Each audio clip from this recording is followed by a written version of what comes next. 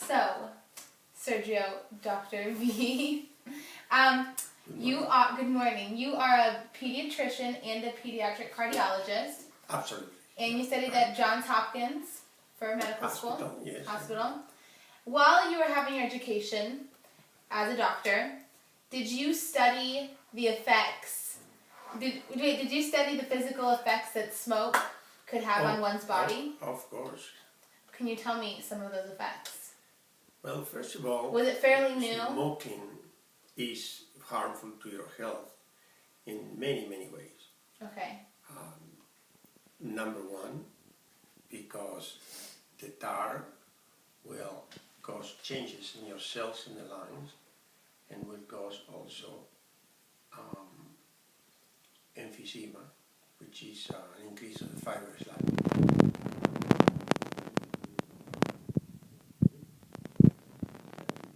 Cells will end up giving you lungs, which is usually fatal, and then you get it very early.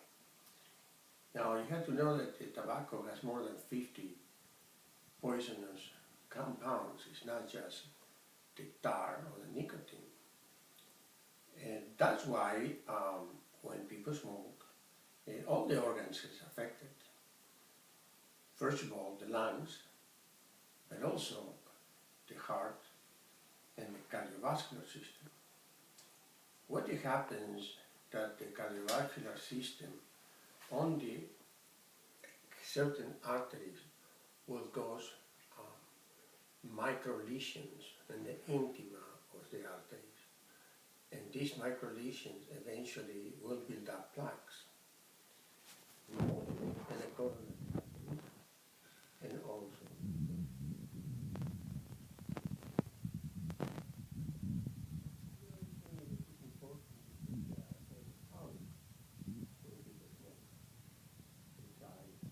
deficiency in those two arteries. That is important later on to go and put it out. Now, when you smoke, you also inhale all the substances that are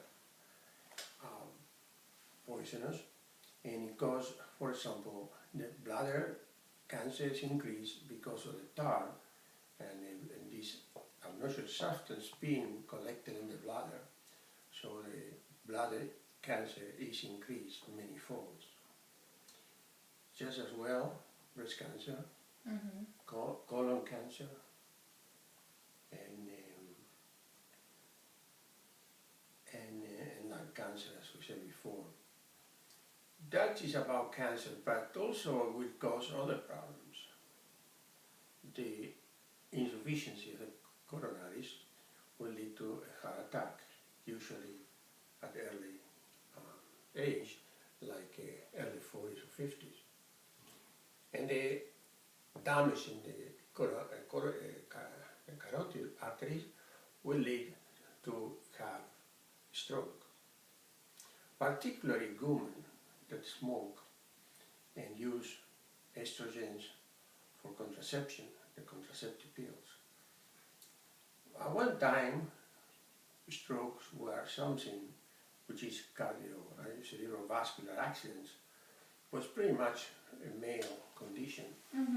Nowadays, because of the smoking on the woman and also the use of contraception, the woman has more strokes than men, and unfortunately at a very young age, in the 20s and 30s, which can leave them pretty much crippled. So does contraception and pills and smoking, do they not mix? It does not mix at all.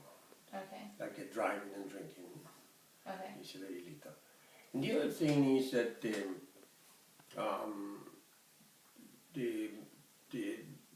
problem with the smoking that they start usually when they are at early age. Okay, so why do people smoke? Yeah, well, first of all, when you're young, it's peer pressure. And people, teenagers want to be different, but usually they want to be different to the others, but not to teenagers. So if the teenagers smoke, they like to smoke too. And I think right now more girls smoke than boys. I think it's something like 80% of the girls and 27% of the men, which was reversed too.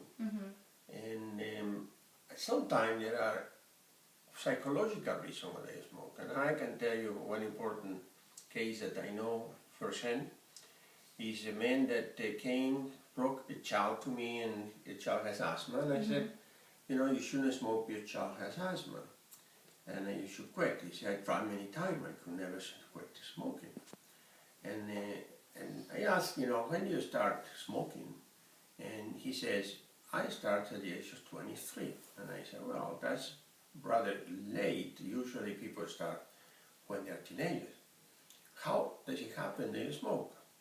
He said, well, what happened in Michigan, my friend was driving a car in winter and scared, and they crashed the car. So the paramedic came, and they asked each other, how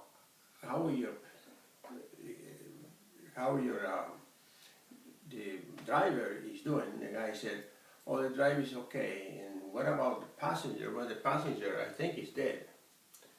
So, but he heard that, and then somebody see the little steam coming from the mouth and say, no, he's not dead, there is a steam coming from his mouth.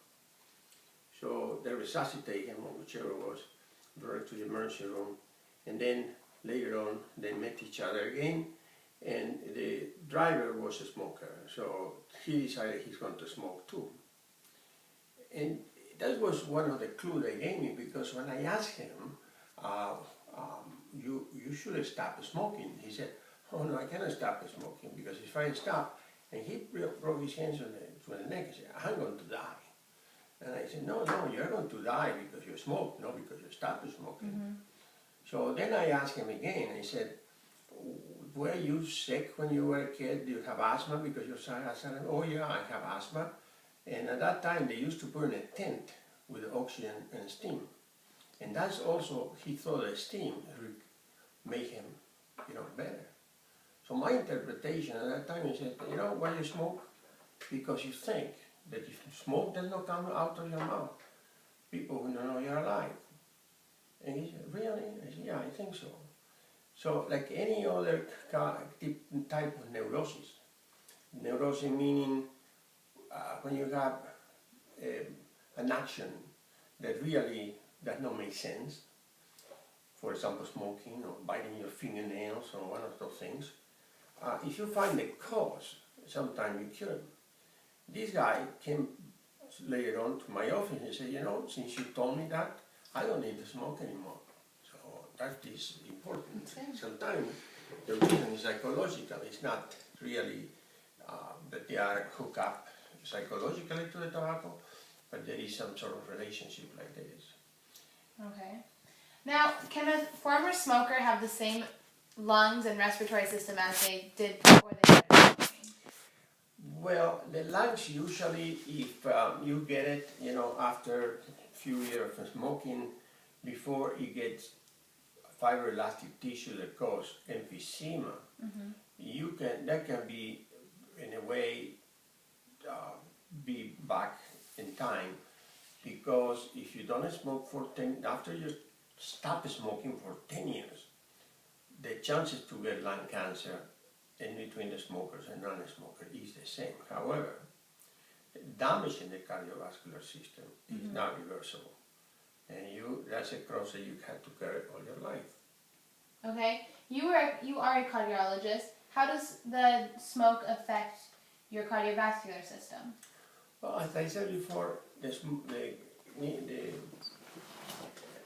nicotine and all the poison cause micro lesion in the coronaries and also in the carotids and also in the pineal gland, in the pineal blood vessel. That is very important for teenagers to know, the male teenager, that the majority of people over 4 years old that have erectile dysfunction is due to smoking. And when you smoke, you cause micro lesions into your pineal arteries, and then plaque forms, and then that's where you have insufficiency in your pineal artery, and you have problems with the erection. Okay. So that is important to know, because most of my patients, they don't care if they get a stroke or they get a heart attack, but they said, oh, that may happen. Yes, it may happen to you if you smoke. So they quit the smoking, because that for That's a a good man point. is really bad. Yes. Okay. Now, are both sexes affected equally by smoking? No, as I said, the female, for example, is more prone to get lung cancer than males if they just smoke, and is more prone to get stroke if you smoke and drink, they take contraceptive pills. And also the female will have, for example, more problems with the breast cancer, which men, also can have breast cancer, but usually 99% of the breast cancer are in females. So in that respect, affect more than a woman. The men, they can get more or equal amount of problems with colon cancer, stomach cancer, bladder cancer, and other cancer as well. Okay. And secondhand smoke is a big problem in the world, and there are many laws that are preventing a lot of secondhand smoke. How does it affect somebody's body? Secondhand smoker was proven, for example, in California, the bartenders that work in an environment with high smoke, even if they don't smoke, they have 36% more chance to get cancer of the breast. And so other cancers, uterine cancers, and things that don't seem to be related to other than just smoke. And so in that respect, does it... They're affected equally? Yeah, equally but different organs, I would say. Okay. Anything else? I think that's it. No. What else? Tell me more. Well, I think the message is that it's very easy to start smoking. Yes. Usually people don't like to smoke. It's something that was acquired from the Indians, American Indians, that did have the tobacco. Tobacco did not exist in the world until the colonizer came to America and then took this Indian custom.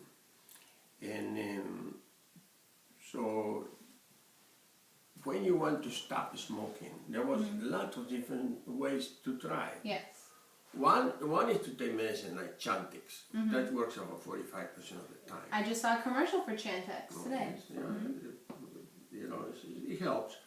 And also, you have to have motivation to quit. Yes. Like a child, or your child is sick and have asthma. Then you have more motivation than if you don't have children or people that is going to be affected as a second-hand smoker.